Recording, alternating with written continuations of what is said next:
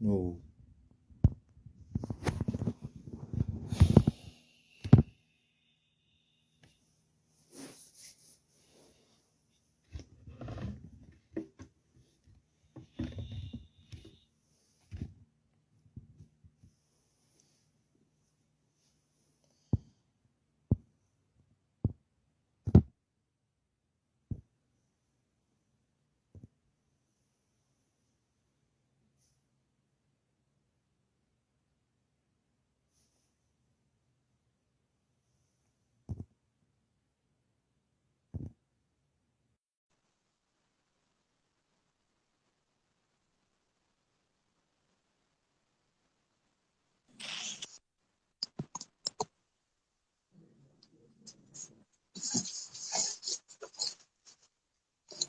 Good morning, good afternoon, good evening, good night, everyone. I think we have one more person we are waiting for, excluding our special guest, our guest speaker today.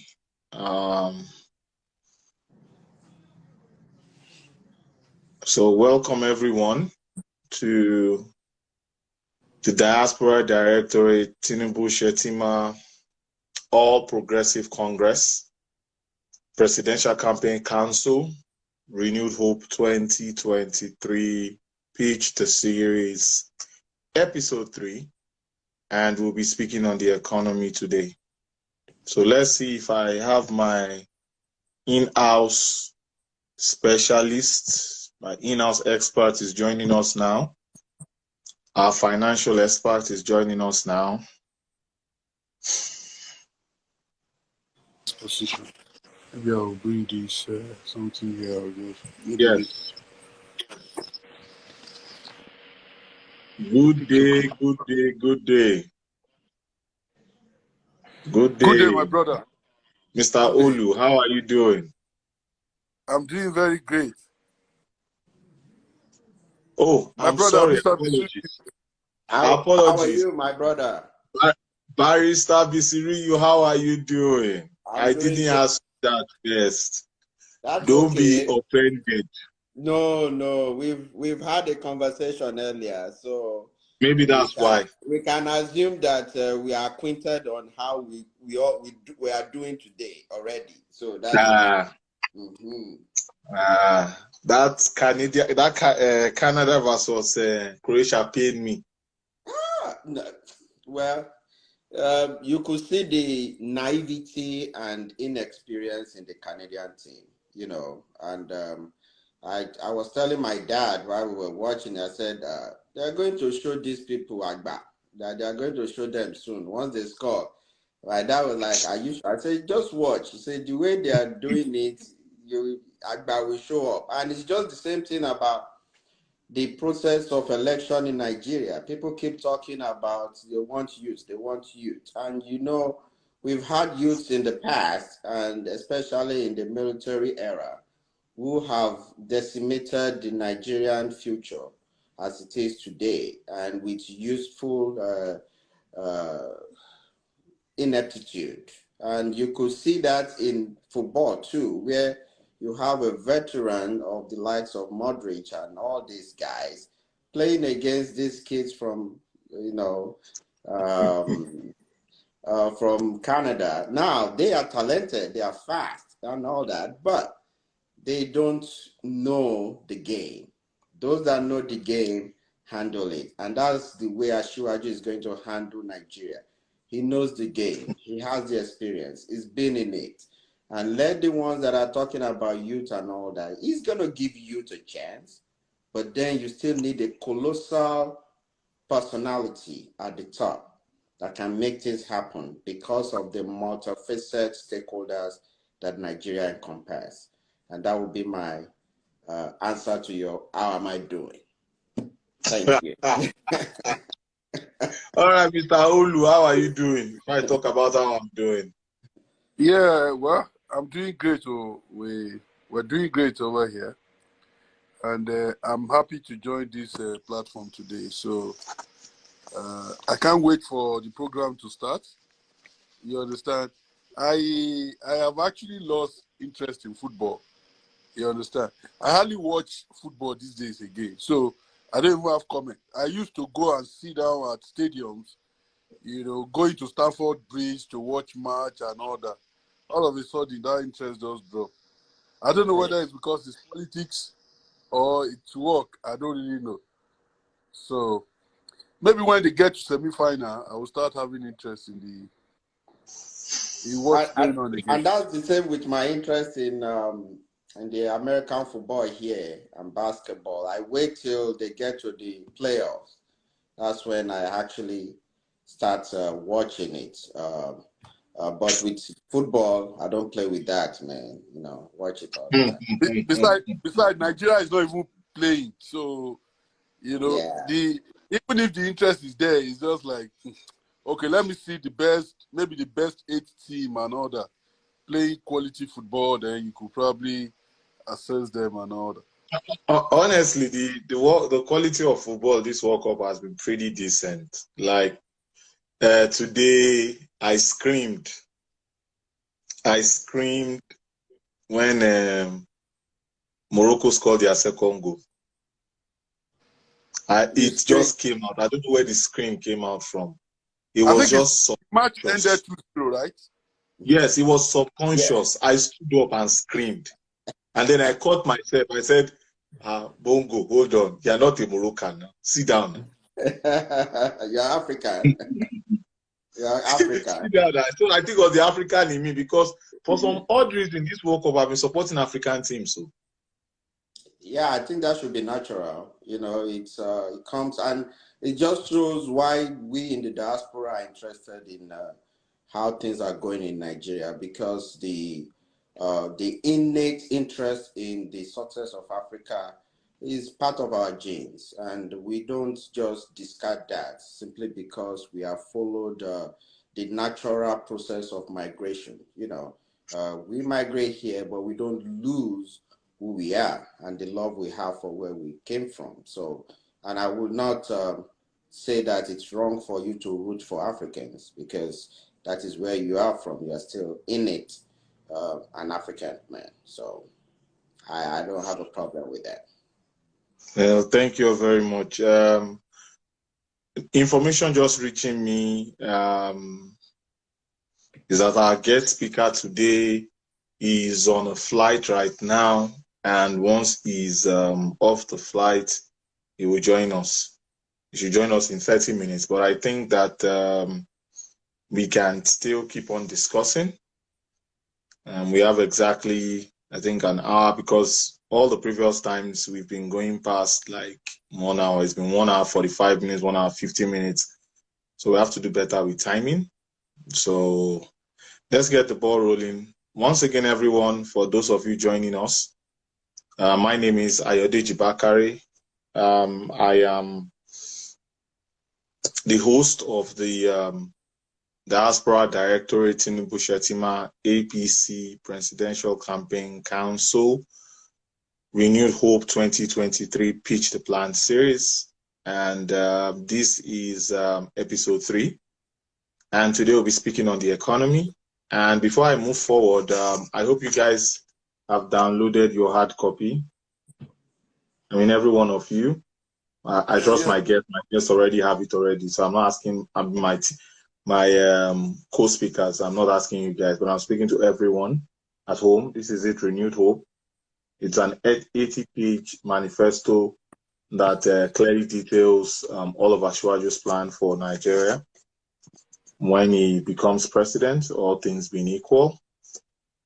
And today we'll be talking about the economy. And if you scroll to page 11, you'll see what we have on the economy. And today is, like we always do, is going to be more of interaction, more of conversations, more of asking questions and answering them and all. But before I move forward, and there's something that I'd like to address, and to me, it's not worth addressing anyway because I don't pay attention to the noise.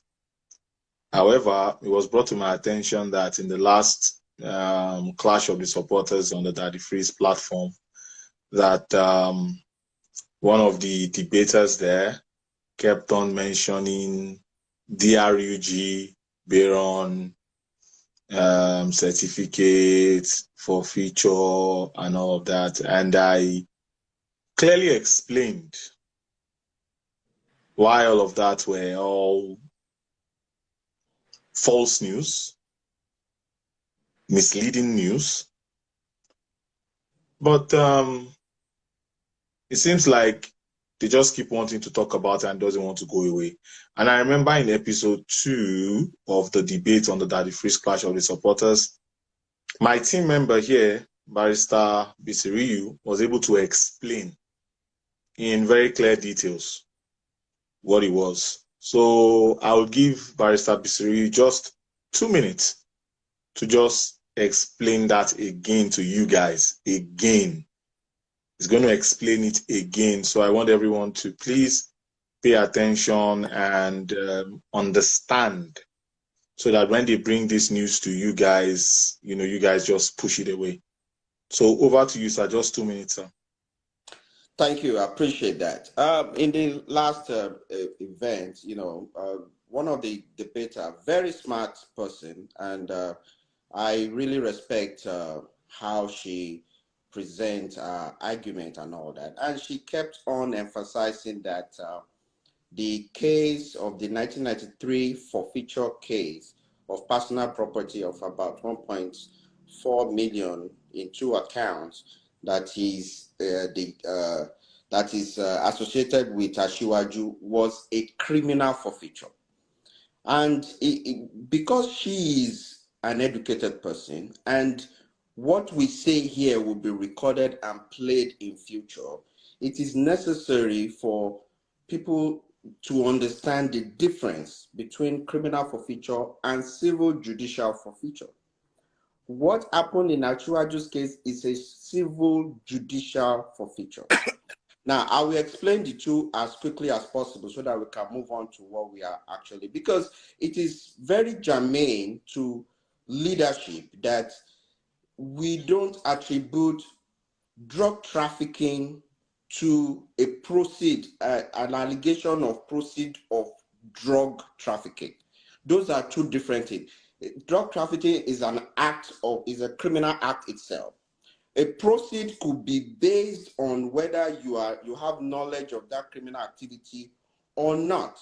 And you could have access. Somebody can transfer money to you and say, help me invest. Somebody can do that. We don't know the case. I don't know. I've never spoken to Asiwaju. But having read that, I know that it is a case of assumption or an allegation of criminal proceed relating to drug, not drug trafficking itself, because she kept mentioning drug baron. And when you say drug baron, that is a person that traffics drug for proceed. Now, the proceed of it could go to anybody, and you could give it to your wife, your family and friend, diaspora and all that, and they won't get in trouble. Now, you can go to www.justice.gov. It's a federal website where it is explained there. But I'll just do a small synapse of it. For a criminal forfeiture, it is the case, the process itself is an act of government. The government is doing an in-person, that's an act against the person. And for that to happen, it is an action that must include the intent to forfeit the property in a criminal indictment. Asiwaju was not indicted. If you have a criminal forfeiture, you need a criminal indictment. Now, secondly, the criminal conviction is required for there to be a criminal forfeiture. It is part of the sentencing for you to go to jail, at the same time lose the proceed of that criminal act, which in this case is money in the bank. Because some people say, oh, why are you smart? Some smart people following Asiwaju, why are they defending him? It's because we actually read and see whether there is an evidence of crime before we actually support somebody. We don't put our reputation behind somebody who is a criminal. And we know by virtue of this case that in this particular matter, there is no criminal indictment, there is no criminal conviction, therefore there cannot be a criminal forfeiture. Also, to prove criminal forfeiture, you need a preponderance of evidence. That is saying that you have over 50% of evidence showing that there is a connection between the property and the criminal act. Now, because they were unable to seize the complete 1.4 million, it means that there was no preponderance of evidence to show that the funds was linked to a criminal act or to criminal burden or trafficking. Now going to what actually happened is called a civil judicial forfeiture. And this is an action by the government against the property, not the person. Now, the property obviously was initiated by a natural person. And that natural person is a claimant, not the defendant. It is the property that is the defendant. It is not the person. In this case, it was the property in the banks that the court, the federal government was suing to forfeit.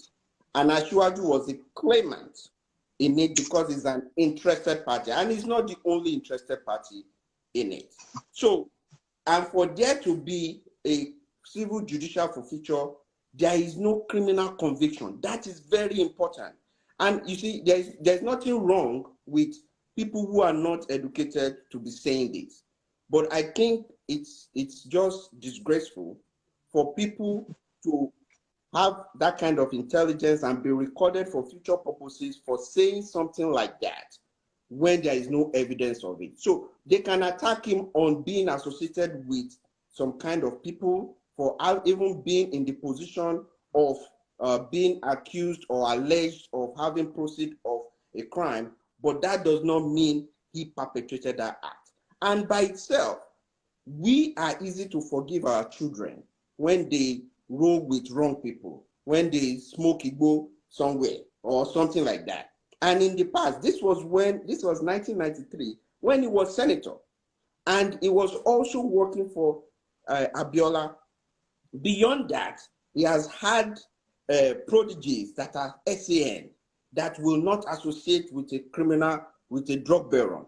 We have had Fashola, who is an SAN. We have had a VP, who is an SAN, a senior advocate of Nigeria, if people don't know. So what we are saying is that it is okay to accuse somebody who wants to be a political leader, but if you are educated enough, understand the parameter of your allegation, and don't appear like an ignorant. And I think it will help in the economy, because we don't want a drug baron controlling the economy of Nigeria. And if people will give him opportunity, I believe that he has a plan. There is nothing that is successful without a plan.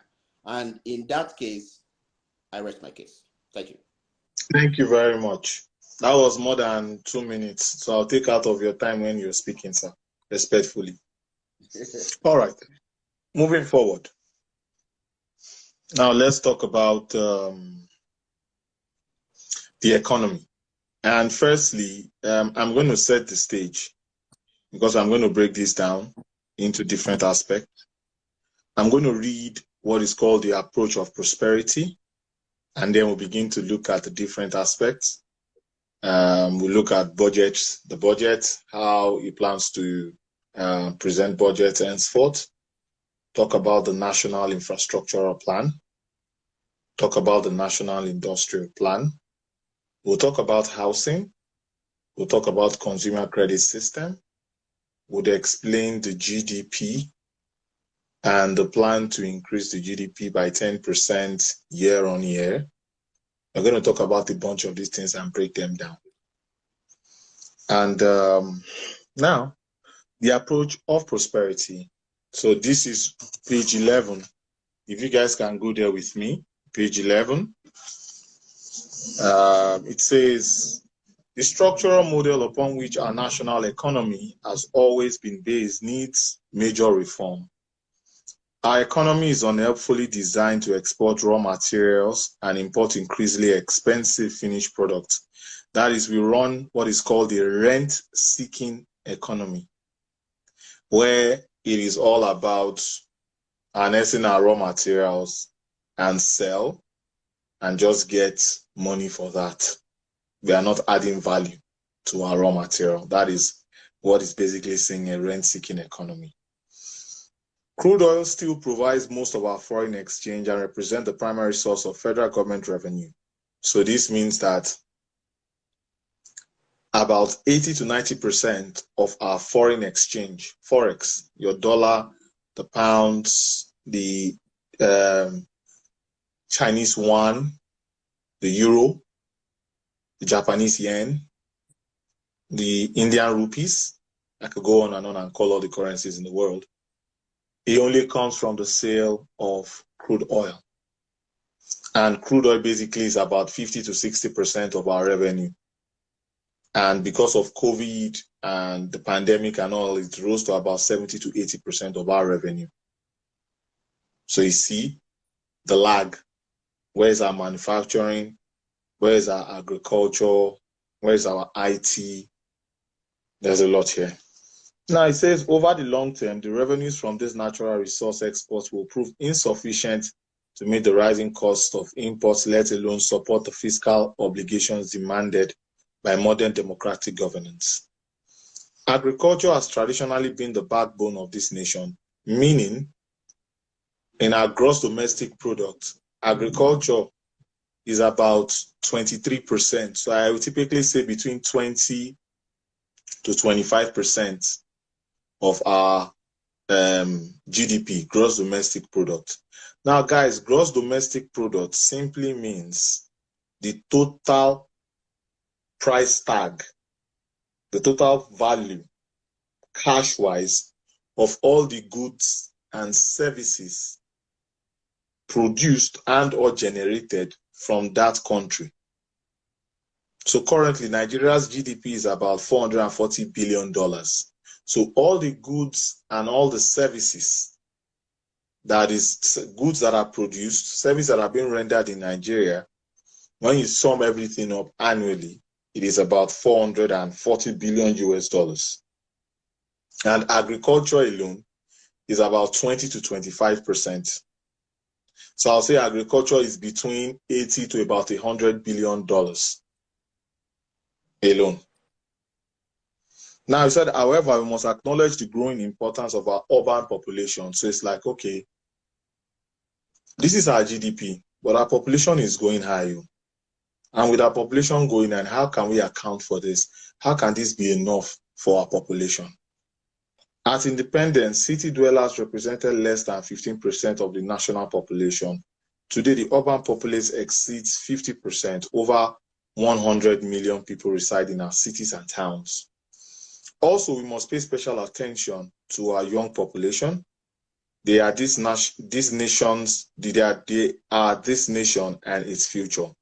Youths aged between 15 and 35 account for over 65% or over 130 million of our 200 million people. We all know that we have a very young population in Nigeria.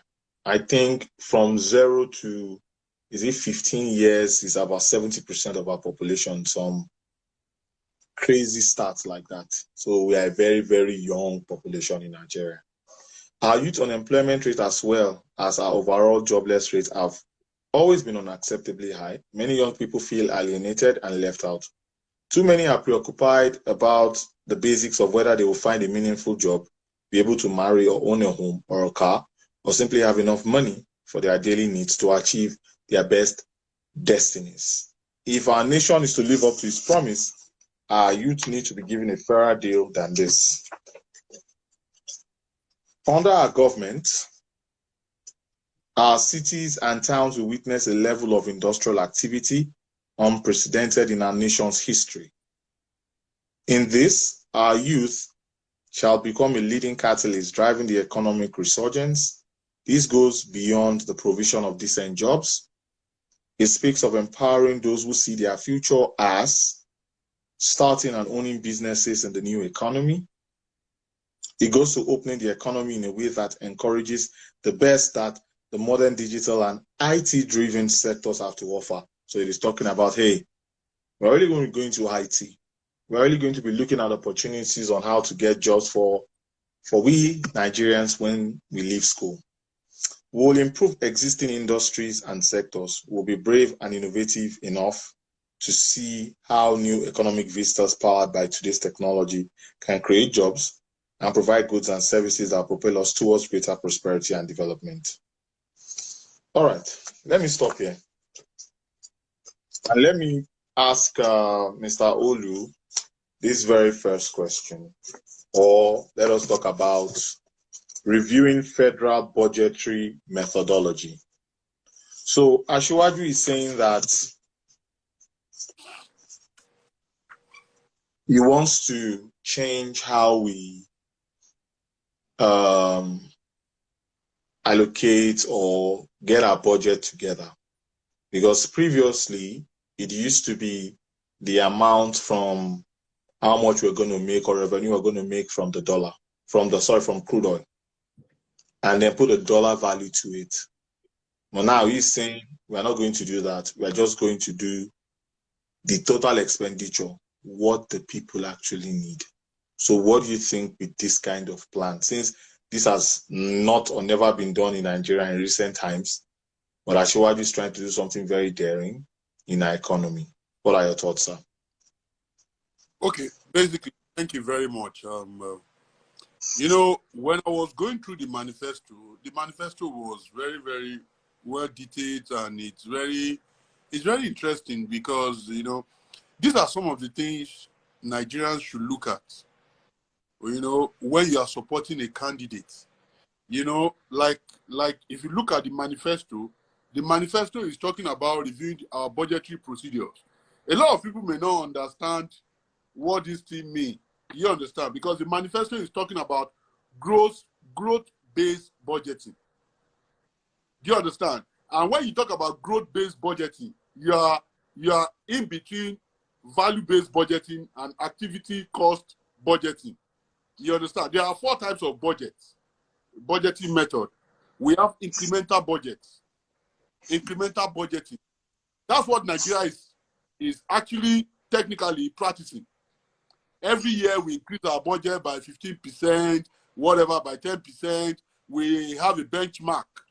We use a benchmark using dollar, okay, because we have a single source of revenue, a major single source of foreign revenue, which is oil. So because of that, we benchmark our revenue because that's where major revenue is coming from. Do you understand? So that has been the approach. Whether the economy is performing or not, on yearly basis, we do sort of incremental budgeting. Okay, how much oil is coming this year? How much are we going to make? Do you understand? And the danger in those kind of budgeting is that in a year where there's no maybe oil prices, there is fall in oil prices, like what happened when in 2015, when oil price was going to something close to zero. Do you understand? You are finished. If you base your budget on that, you are finished. That's the meaning. Because oil prices will not be going up every time. There are some variables that control, you know, oil prices all over the world. So, and this is what we have been doing. And that's why I want us to pay attentive listening here to this thing. So what Tinubu is saying is hanging between activity-based budgeting and value-based budgeting, which is what he's talking about, growth-based budgeting. So what that means is that you look at the economy and look at, okay, what can we do here? You understand, to what value? If I'm investing 20 naira here, what value am I going to get? That becomes the base of your budgeting. So activity budgeting is looking at it. Let me explain what activity-based budgeting means. What it means is that you look at your output. Okay, if I'm going to have $500 output what are the activities I'm going to carry out to achieve that output? That is what activity-based budgeting means.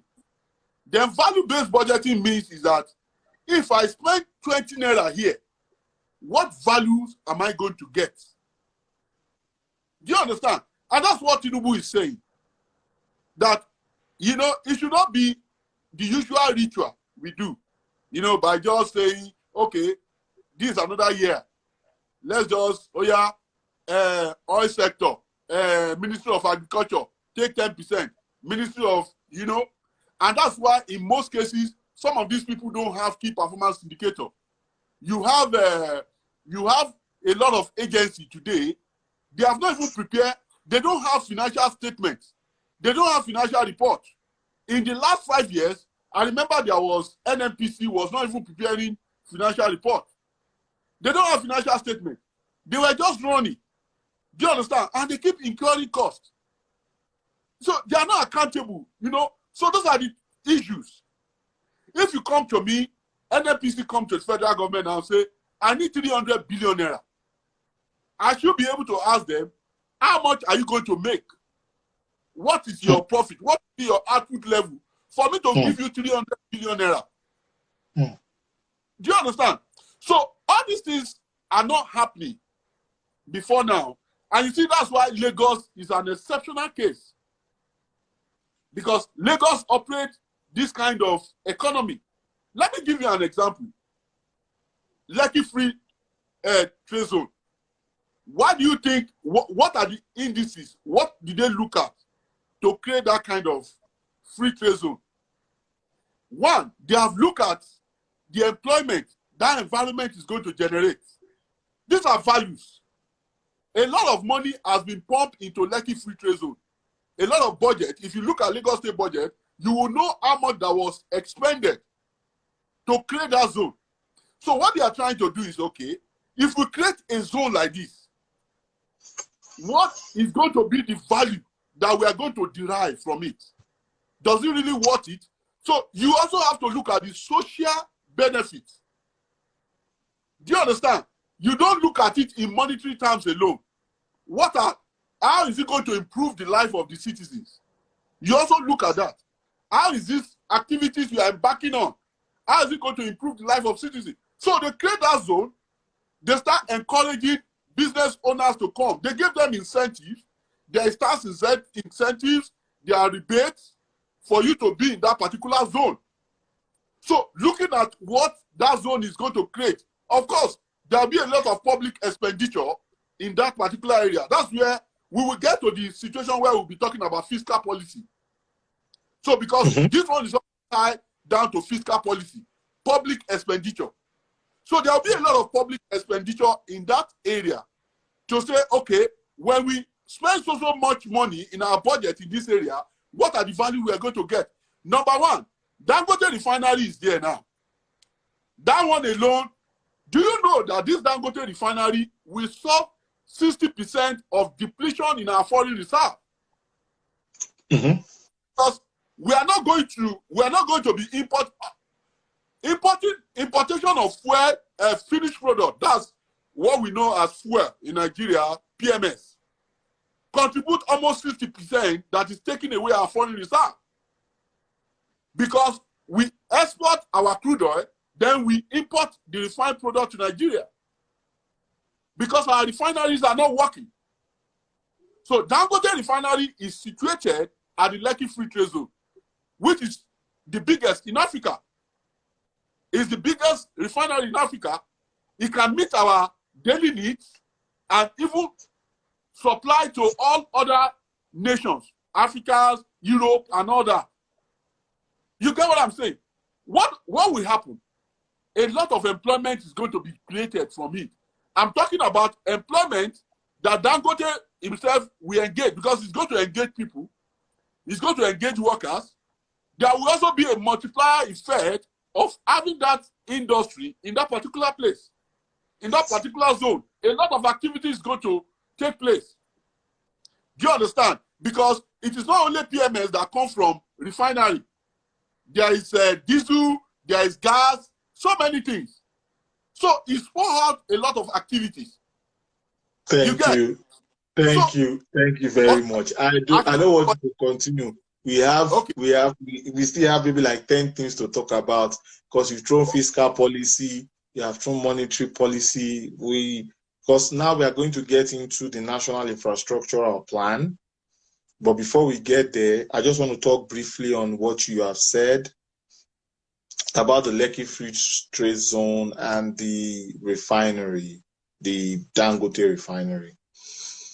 So guys, the Dangote refinery has a capacity of about 650,000 barrels per day.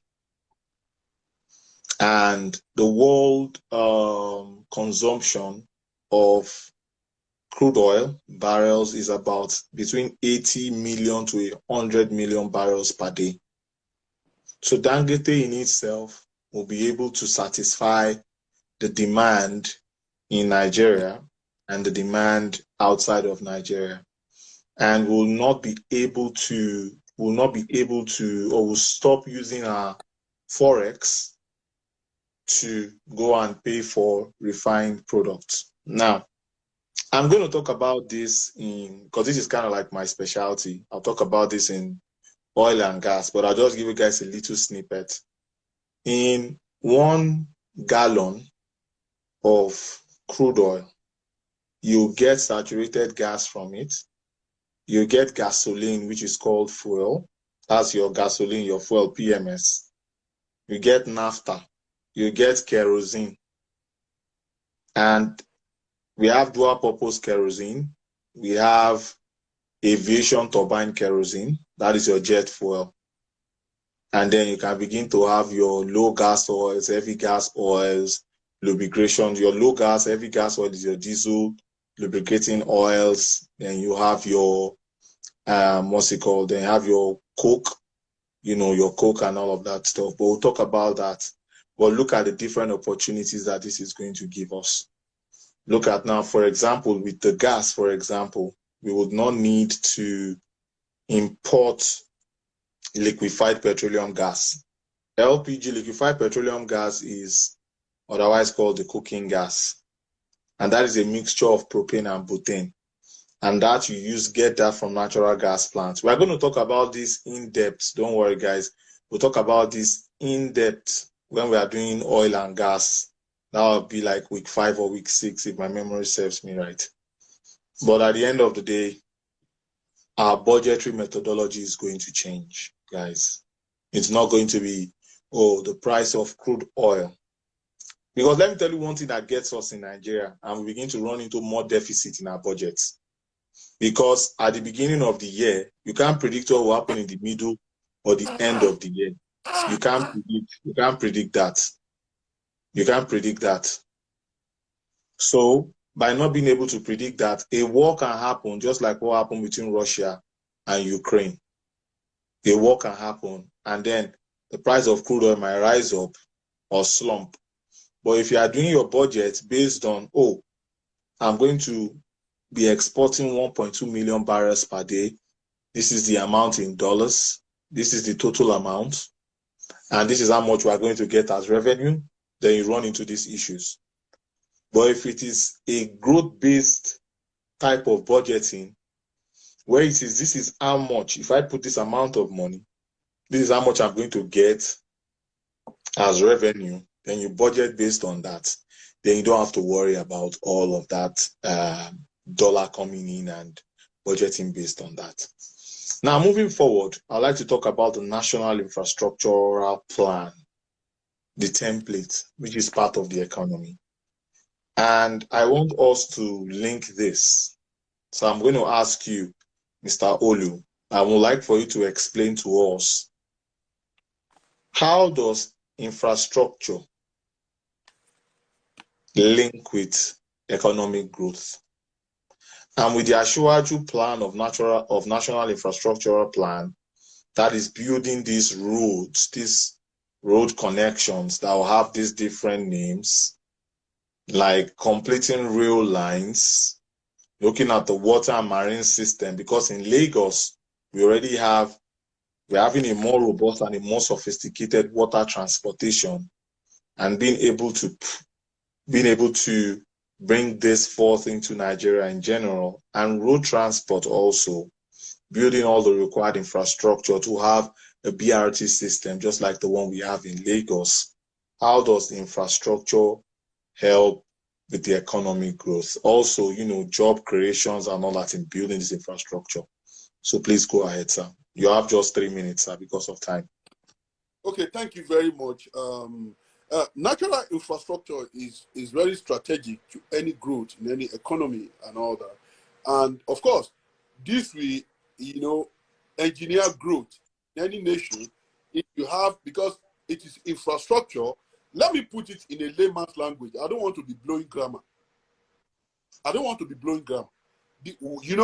The issue is this: Nigeria is looking at agriculture because that is where we were generating our revenue before oil came into the picture.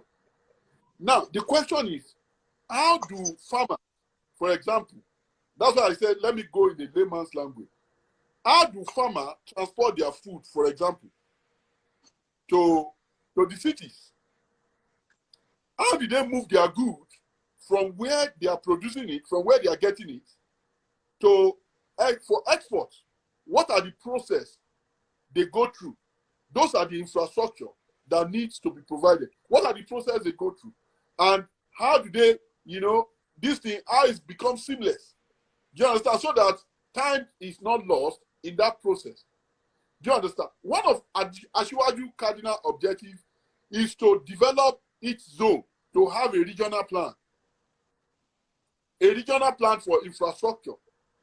What the South-South region needs, the kind of infrastructure the South-South region needs, may not be the same thing that the Northwest will need. So you need to break it down, do you understand, so that you will not be embarking on elephant projects. You tie those projects to individual infrastructure. Buhari has done fantastically well on infrastructure by my assessment.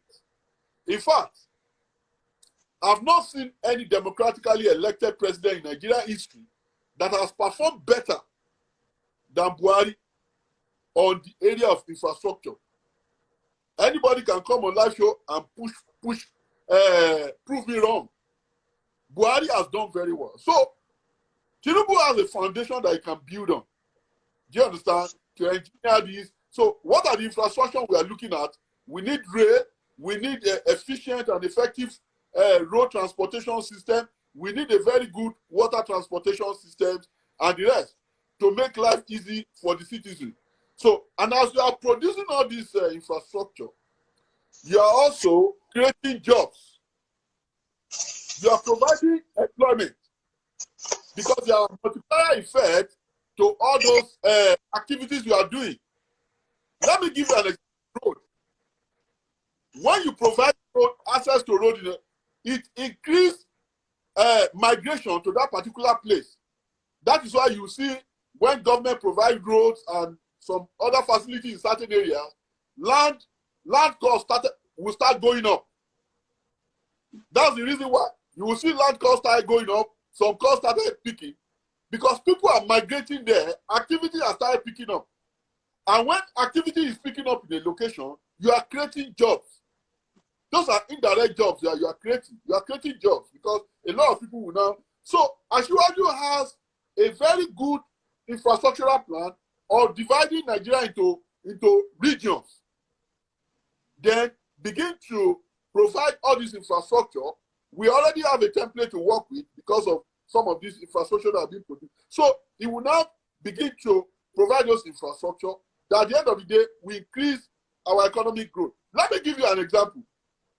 Last example, because we need to move. Thank you, Last sir. example, Ebonyi State. Ebonyi State is a very good example of where infrastructure has translated to a growth in their economy. You know, in the last count, Ebonyi used to be one of the poorest states in Nigeria. But when you look at their VAT, the VAT Ebonyi is generating is higher than Anambra as we speak. In the last count, they generate close to 75 billion naira. Do you understand? Just for providing infrastructure. You see, And when you go to a boys today, you will see a lot of infrastructure. So there is you provide infrastructure, your VAT is going up. So there is a very serious translation or transformation between infrastructure and economic growth. So it's very, very important. When we go into detail, I think I will be able to analyze this thing for you. Thank you very much. Because can I make a quick comment? Yeah, go ahead, sir. Go ahead. Yeah. So I think I really appreciate what you have said about the infrastructure. I was looking at the manifesto, and there was one part that it said that that there has to be in the area of monetary policy that they have to suspend spending on restriction on spending, and it says, I think it's on page 14. I said we too must be realistic and legislatively suspend the limits on government spending during this protracted moment of global economic turmoil exacerbated by domestic challenges in security, economy, and demography. So the reason why I'm bringing that up is that you are, Mr. Olu, you are a money person.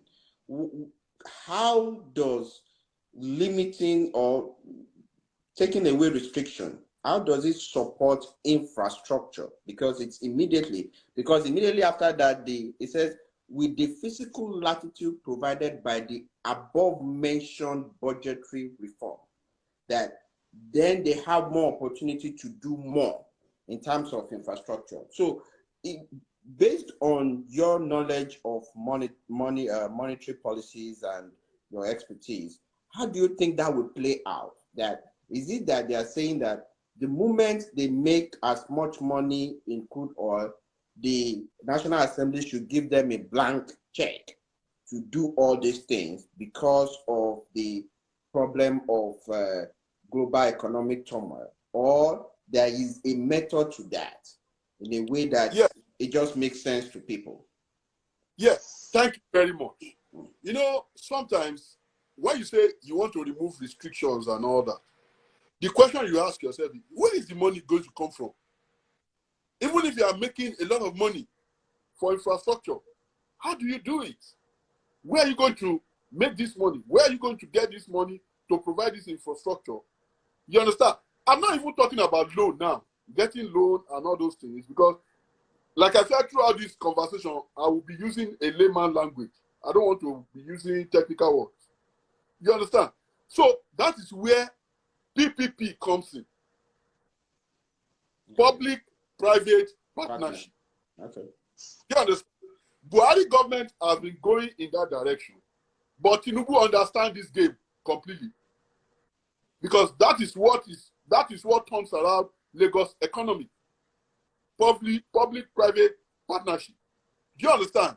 And what this does is that, okay, you can look at a road that is viable. Let me give you an example. You look at a road that is viable. You approach it with public-private. You call a private partner, okay, come and build this road. And you manage it for 40, 50 years.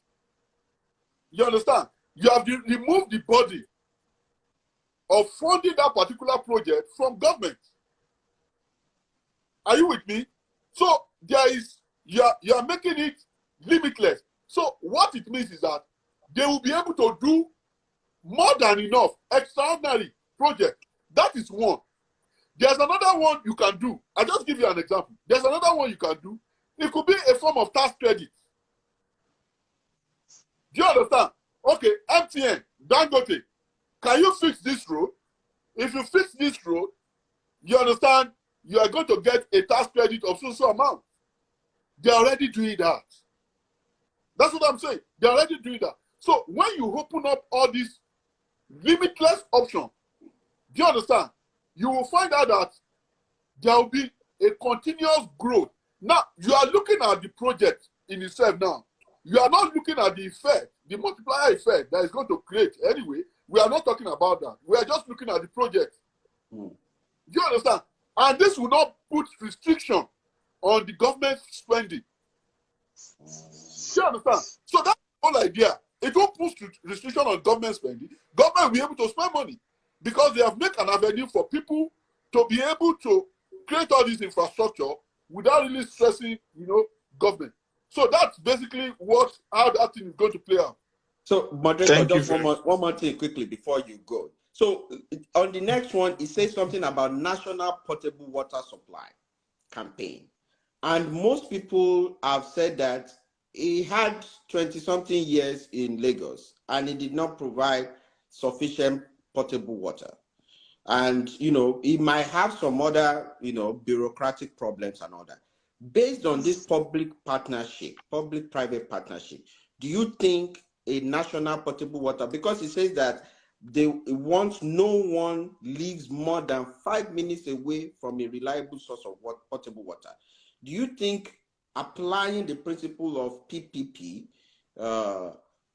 it's possible to create that kind of, fulfill that kind of promise to Nigeria? Hold on. I think I get where you are headed, but our special guest is here. And that particular question, I want to take that particular question, just say something, because I want to clear a misconception. Because you said something now, and I think it's a misconception. I'll clear it, but let me add a special guest. And then, Mr. Olu, you are going to still answer that question anyway. The national water policy and all that, so we can move, because the guest is here, so that we can move. So you just meet us where we are.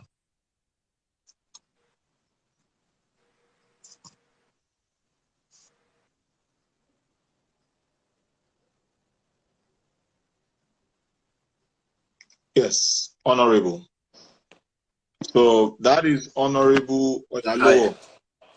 Yes. Good day, sir. How was your flight, sir? Can you see I'm sweating? I was rushing inside.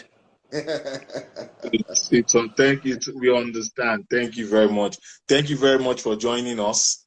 I am the host, and that is a member, Mr. Barrister Bisiri is a member of the Diaspora Directorate PCC, APC, PCC, and that is Mr. Olu is our finance expert in our team. And when you met us on, we're talking about National Potable Water Plan in the manifesto. Something about potable water, yeah. Yes, so and then I wanted to correct a certain misconception, and then Mr. Olu will talk briefly on it. And then with you, sir, we want to just move forward because I was looking at import substitution, I was looking at tax reforms, because with you, I want us to go into tax reforms and fighting corruption. And Mr. Olu, in fighting corruption also, I know you did some work with Lagos State, with Oracle, and you'll be able to talk on that briefly, how you were able to reduce government waste in Lagos State and all that, and how that will apply. Now, with the water thing, contrary to public opinion, in Lagos State's requirements as of 2021 for water is 540 million gallons per day. The Lagos State Water Corporation is doing about 200 to 220 million gallons a day. It's doing about 40% of that capacity. It is not enough, but it is doing something, contrary to public opinion. Because many a times people think that Lagos State Water Corporation is not working. People think that Lagos State Water Corporation is not working, and that is not true. That is not correct. It is actually working, but not working up to full capacity at it. So, Mr. Olu, you can go ahead, sir. Okay. Quickly, 1 minute now, because we have to go because of time. 1 minute. Okay. Quickly, this is possible. It still boils down to public-private partnership we're talking about. They can have that kind of. But however, there is something we need to understand. The whole aspect of our civil engineering, the way, because the way Nigeria is designed, people provide their boreholes. You do your boreholes, you do all those things. That's not the way it is abroad. Do you understand? Where you connect to your water and you'll be paying your bills. We don't have that arrangement here. There will be a whole lot of, a change in all this architectural design and structure, you know. But by the way, but this is possible. It will also be based on this public-private partnership. It can be achieved. Like Rally said, we have 40%. And also, one of the things is that Lagos needs to be decongested. According to Ambode, 86 immigrants enter Lagos every minute. And in a year, we have 123,840 visitors entering Lagos yearly. And 40% of them don't return back to where they come from. You understand what I'm saying? This is putting a very serious, you know, strain on Lagos resources. In fact, that's the highest in the world. That's the highest, you know, kind of migration in the world. What is happening in Lagos is the highest. It's not happening anywhere in the world like that. So it's still going to. So by the time Lagos is decongested, I talk about these 6 regions arrangement that Tinubu is looking at. Do you understand? So maybe we will have a feel of all these things. You know, we are talking about our need going to about 540 million, or what do you call it, Bongoli? Do you understand? Lagos State is 540 million gallons per day of water is needed, but it keeps on growing because of population. It keeps growing. That's it. And you may not even see the effect. You may not see the effect. And because of the population thing you talked about, you said during Ambode's time. Now let me shock you. Actually, that number is about 350,000 people per year now. You know why? Because our growth annually, when it comes to population, is about 350 to 400,000, 3.5 million to 4 million. And Lagos State has about 10% of Nigeria's population. So when you do some extrapolation, that tells me that technically Lagos State is growing by at least 300 to 350,000 annually. That was Ambode's time. That was like 5, 6, 7 years ago. So I get that. So, sir, Honorable, we would like to talk about tax reforms and how our economy will be able to grow with the tax reform of Asiwaju. Okay, good evening. I hope, I don't know how good my internet is. Is it clear? Yes. Yes, sir. Okay. Yeah, good evening, everybody. Well, the tax reform of Asiwaju, we can, I think I was on one TV station sometimes ago, and the anchor was talking about why are we bringing Lagos? Why are we talking about Lagos? I remember my answer to him then was simple. I said, if I want to work in your TV station, what CV will you ask me for? I mean, I told him, assuming he wants to move to CNN or BBC or something, the CV he's going to bring is the place he's working currently with the experience he has garnered. Is that not so? So that is why it's easy for us to move back to what Asiwaju did in Lagos. When they talk tax reforms, people are scared that maybe there will be increment in taxation, there will be double taxation, people will be taxed to death and all sort. But from analysis and from what I have read and what I think he meant, it does not mean tax reforms will kill Nigerians. In fact, from his body language, there is most likely not going to be increment in taxes. What they are looking at is ability to widen the tax nets better than what we currently have. Because from my study of what FIRS has been doing, they've been doing marvelously well, no doubt about it. In fact, they've been the one carrying the financial burden of the Federation for the past few years now, because NNPC has not been contributing. However, the challenge they've had, and they are still battling with, is the numbers. I think from something I read, we should have about 80 to 90 million taxpayers. But I think they have less than 20-30% of that number. So one of the first areas the tax reforms of the Asiwaju will be looking at is to capture more people in the system. So that if we have at least up to 70 to 80% of people who are supposed to pay taxes, paying their correct taxes, then automatically the federation account will be boosted. You don't necessarily have to increase, let's say, VAT from the current 7% to, let's say, 10 or 12%. Rather, you just look at the other aspect of taxations. Let's look at income tax, property tax, and so many other taxes that we're not actually taxing. You know, a lot of businesses find a way of going under the radar. They call themselves unorganized businesses and all this. In fact, I remember we made a joke about some of our artists, actors, musicians, and people who do intellectual work. They don't actually pay taxes. So those are the areas where you need to widen the net. Except for people who do, let's say, 8 to 5, like we call it. Most Nigerians don't pay income taxes. So the tax reform should be looking at ensuring that everyone is captured in the bracket, widening the net. And by so doing, you automatically increase the revenue of. And then I also think I know there's been a battle between state and federal government about taxes sometimes ago, although it has fizzled out now. But honestly, this is something that we need to look at. Some states were saying taxes taken from their state will not go to. There are a lot of issues that need to be sorted in that area, because if there is a corporation, and let me use an example of what happened in Kaduna also. In Kaduna, they had multiple taxation before, and they were not efficient. But when Governor El-Rufai came, what he did was they had just one single taxation.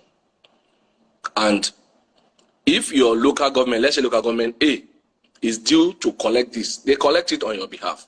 So there is a proper sharing formula. And as soon as that is done, if you check Kaduna State IGR now, from what it was, El-Rufai has doubled the IGR over 500% from what he met. Simply because they were more efficient. They had one system to capture everybody, take tax. So, but the system is such that if you take it from local government A knows what is contributing. So you don't have to have state government official going to somebody, local government official going to the same person, harassing people, and multiple taxation. You just have one system. So I believe with the experience that Lagos State has garnered, we should be able to see a way where the tax system in Nigeria is more professionally done. I don't know if they are going to bring in consultants like it was done in Lagos. I don't know. But I still believe that FIRS can do better than it is doing, as it were. And if you are able to also put in systems, I heard you talking about Oracle and some other thing there. If you're able to deploy technology in a proper manner, you will reduce corruption even in the tax administration. Because currently there has been so much leakages. The leakage is where we are not even getting so much money, as it were.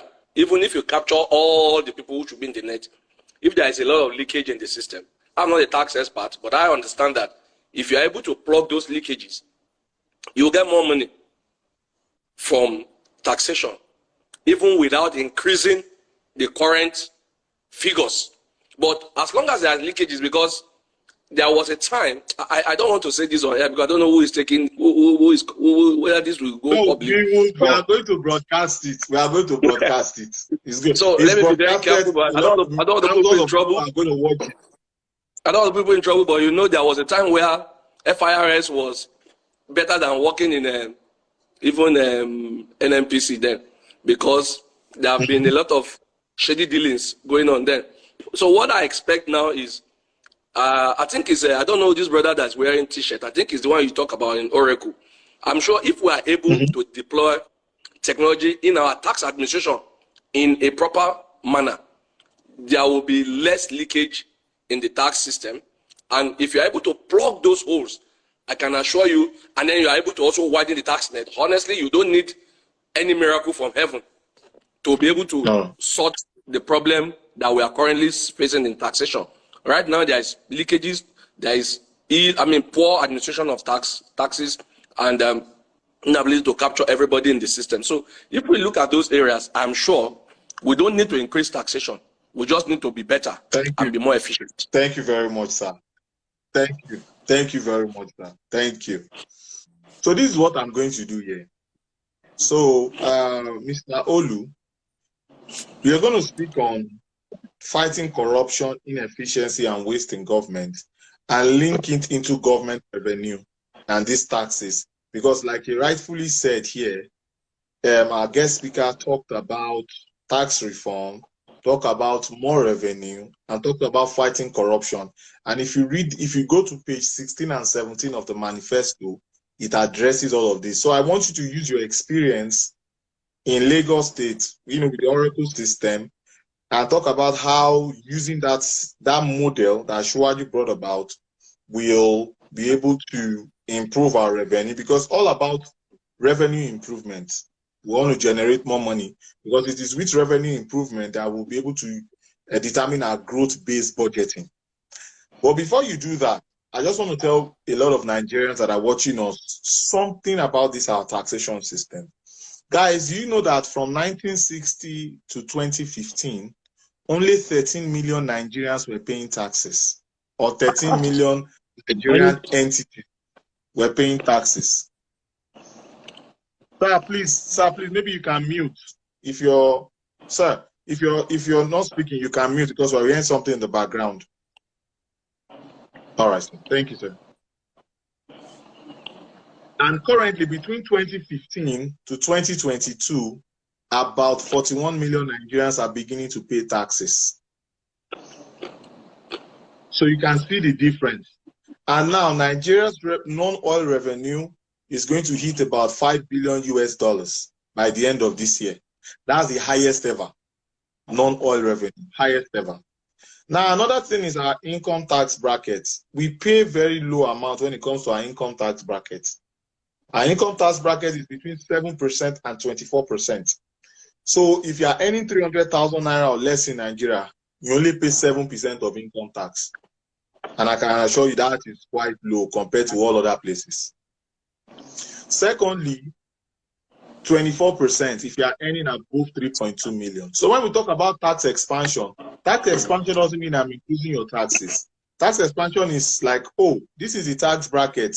So when you are in this particular tax bracket, this is what you pay. That is part of tax expansion, tax reform. And it's not like they are going to tax, it's not like we are increasing taxes. No. We are making the system much more efficient. That is what we are doing. Now, moving forward, Mr. Olu, please go ahead so that we can move on, please. 2 minutes. Okay. Before I about my experience in able to stop leakages, I want to say something. If you want to simplify process, if you want to stop corruption, use technology.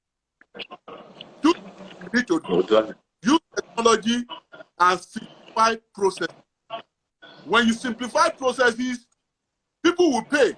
Now, let me give you an example.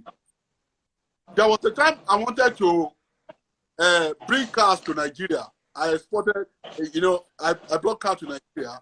The process of clearing it was cumbersome and was very, very painful. Now, if even for them to determine how much I'm supposed to pay was a problem. Exactly.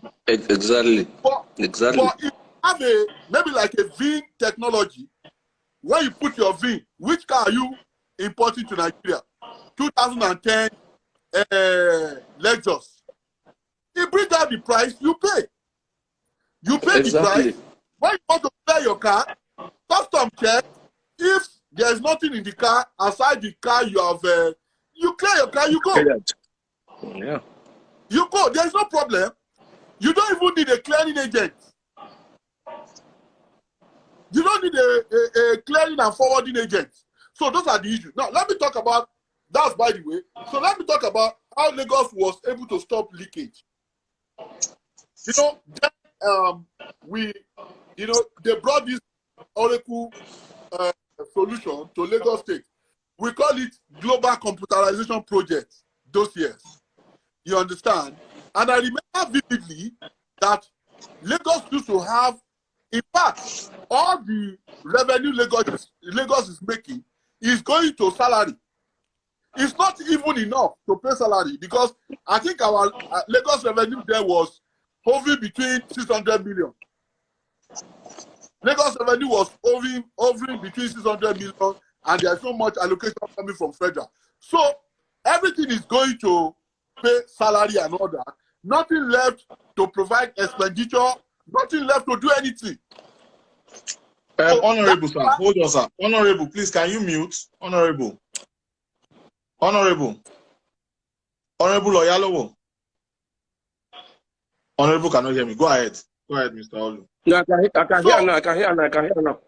The network is please, bad. Can you mute? Can you mute, sir? Mute. Thank you, sir.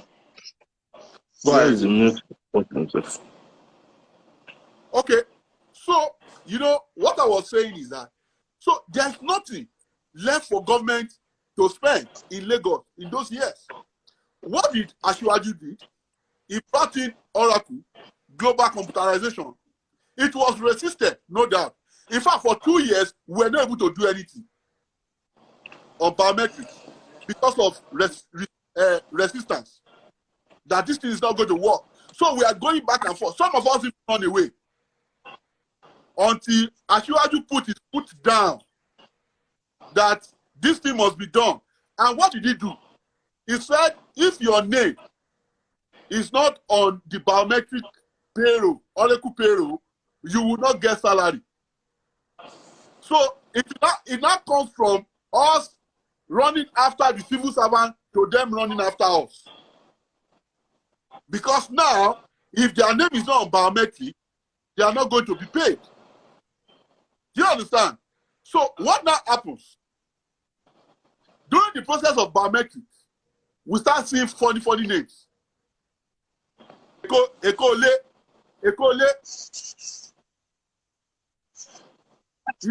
So many names, all kind of names. I don't go yo. Different kind of names that does not exist. Do you understand? Okay, come and claim your salary. Come and do biometrics. We didn't see anybody.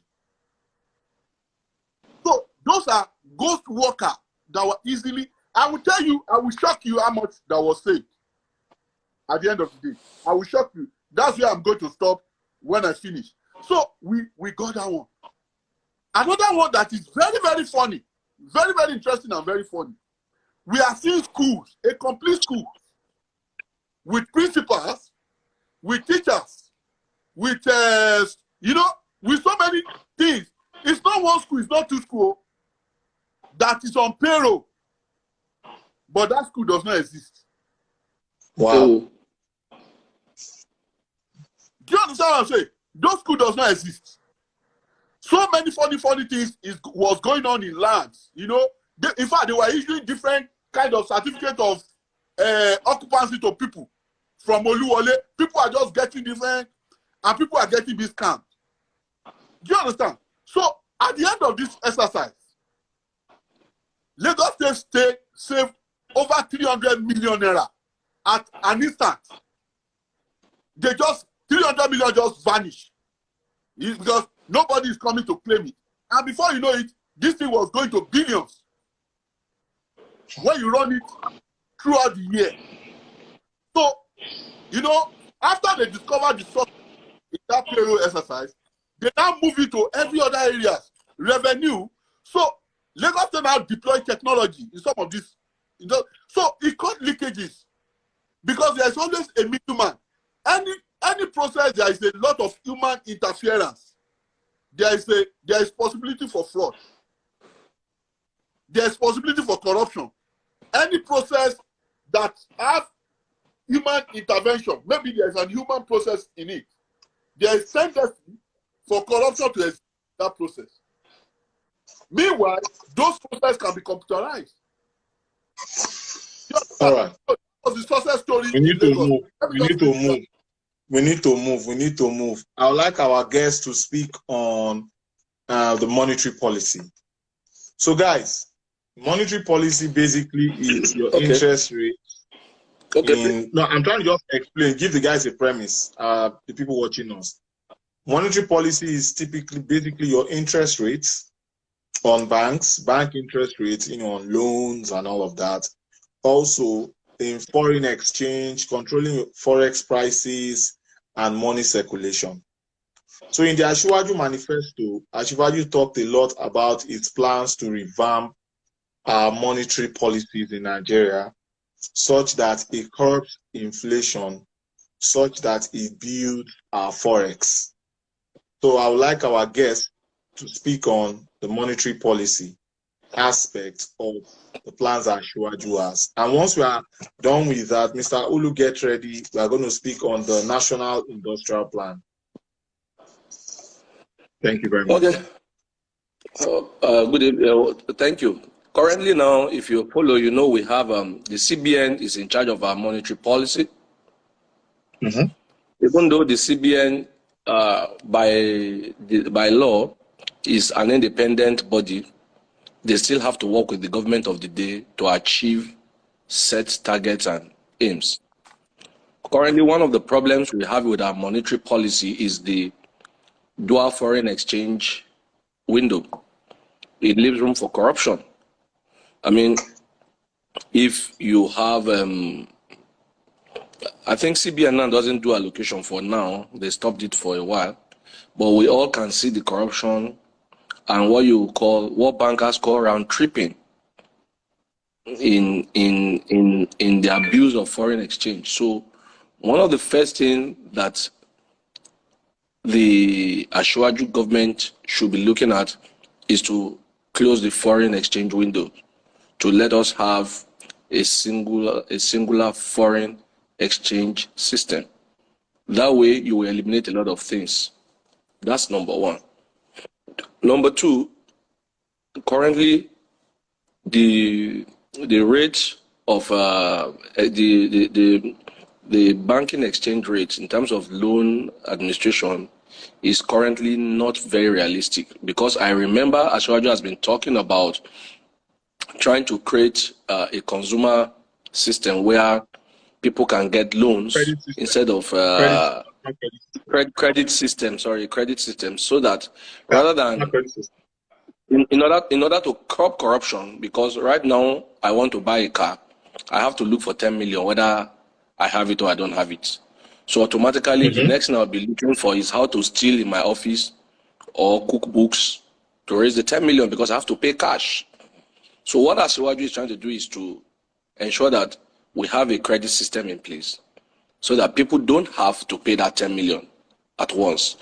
You can go, if you are credit worthy, probably you are a salary earner or you're a businessman and your cash flow can be checked, that you can absorb such loans. You'll be given a car, and over time, and I think that will help our monetary policy in the sense that currently, I know the CBN said this, and I'm sure this is everywhere, that we have over 70% of Nigerian cash outside the Nigerian banking system. When they started this new policy of changing Naira, the CBN governor said out of the 3-point-something trillion that should be in the system, over 2 trillion plus. They don't know, and we've been seeing pictures and videos of rotten Naira buried in very funny places, from burial ground to toilet to wherever you can find it. So, and with this kind of system, such cash being buried all over the place is not helping the economy. It's useless. When people stack billions in bedrooms and wherever they are stacking it, automatically there is more demand for money. So there's inflation there. So I think currently most of the problem that Asiwaju identified will start to be tackled from January, when the new CBN monetary policy comes into place. They will print less cash. There will be more of electronic cash and electronic system. So if that is put in place, it put less pressure on people carrying money all over the place. And then illegal money is also curtailed, because it's easy to commit crime using cash to cash. So the monetary policy that we should be looking at now, it should be to reduce the amount of cash in circulation and ensure that most transaction goes through the banking system. That way, you actually are able to feel where money is coming from, where money is going to. You reduce crime in the system, and then you also will now have to work with both the CBN and the deposit money banks to reduce the interest rate in order to encourage more of people being able to do whatever Ashwaji say he wants to do in terms of getting credits and all these things. Because right now,